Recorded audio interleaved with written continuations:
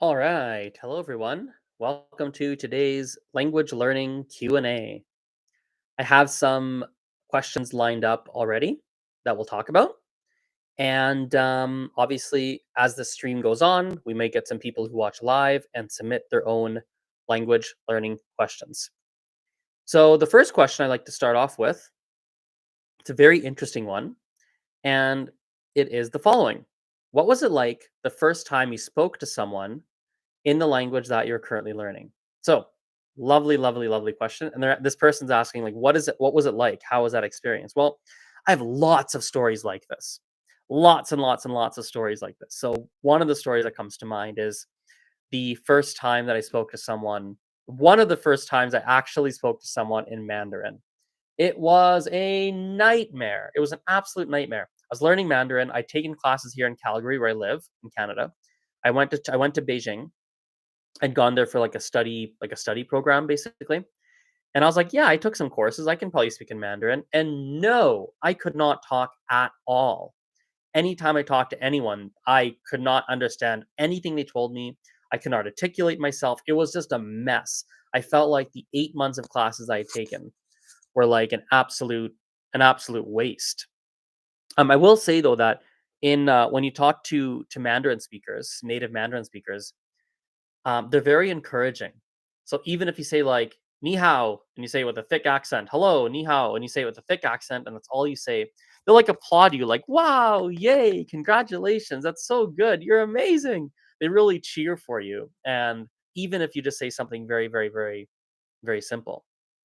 So that was one of the ones that comes to mind that's very, very memorable. Moving on to the next question here, and that's the meat of today's episode. Um, I'll read you the question. I've been stuck at a B2 level forever. B2 is like an upper intermediate.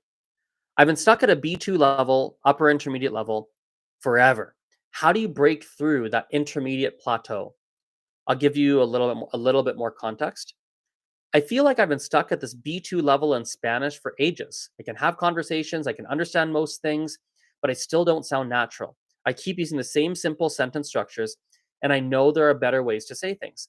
How did you guys push past this stage and start sounding more like a native speaker? It's really frustrating. It definitely is frustrating. For most people, they hit that intermediate plateau and they can't break through it. And I actually think I have a definitive answer for this. I actually think there is one answer. Um, I want to share my screen. I don't know.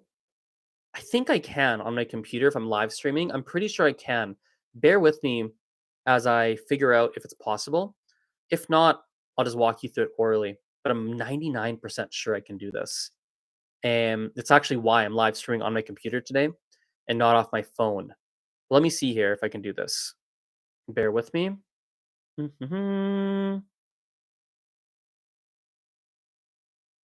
Yes, if I do this, then I click here.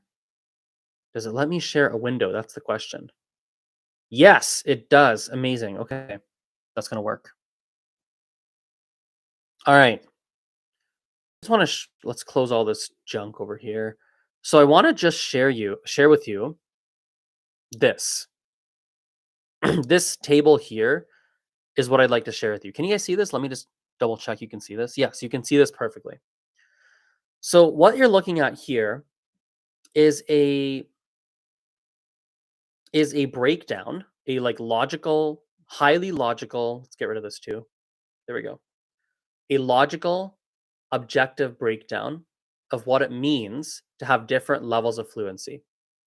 If you're stuck at a B2 upper intermediate level, on this rubric here, you're probably at the high end of intermediate or maybe on the lower end of advanced.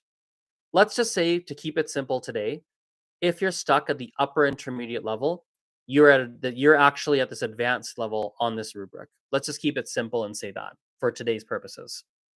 So what does it mean if you're at a B2-ish level? It means that your pronunciation is excellent. You have really good pronunciation. You're clear, people understand you, it's great. You speak at about 75 words per minute.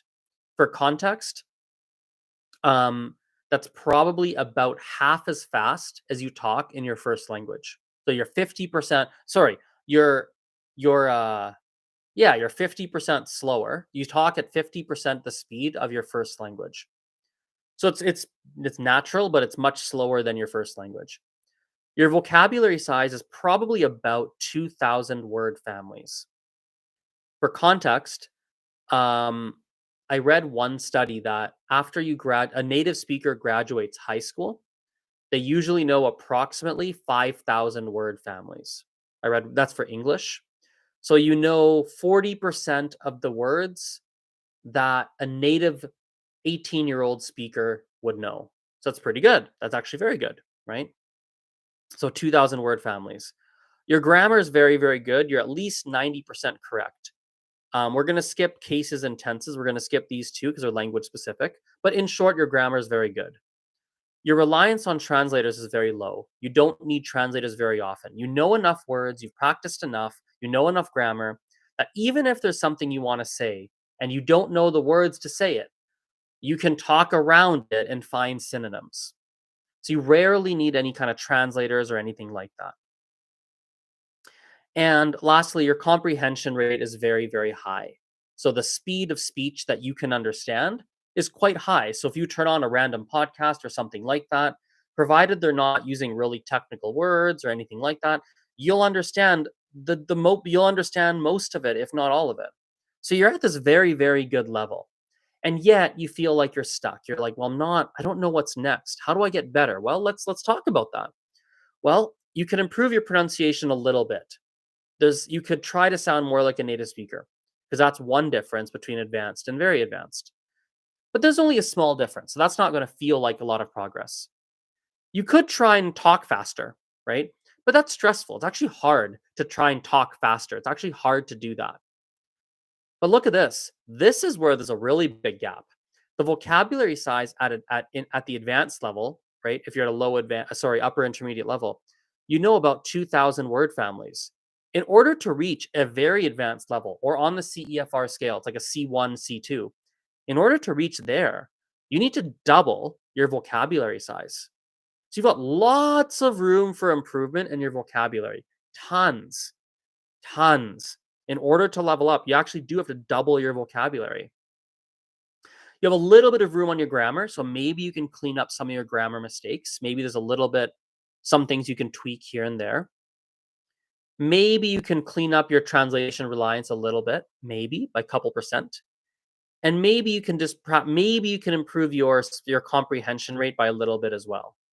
But if we look at this, right, what most people do when they're trying to improve they're trying to go from intermediate to advanced or upper intermediate to advanced, what most people end up doing is either um, they try and work on their speaking, like, yeah, I need to speak more often. But as you can see, speech rate is one of the most objective ways to track how good you are, quote unquote, at speaking. It's not a perfect measure, but it's pretty good.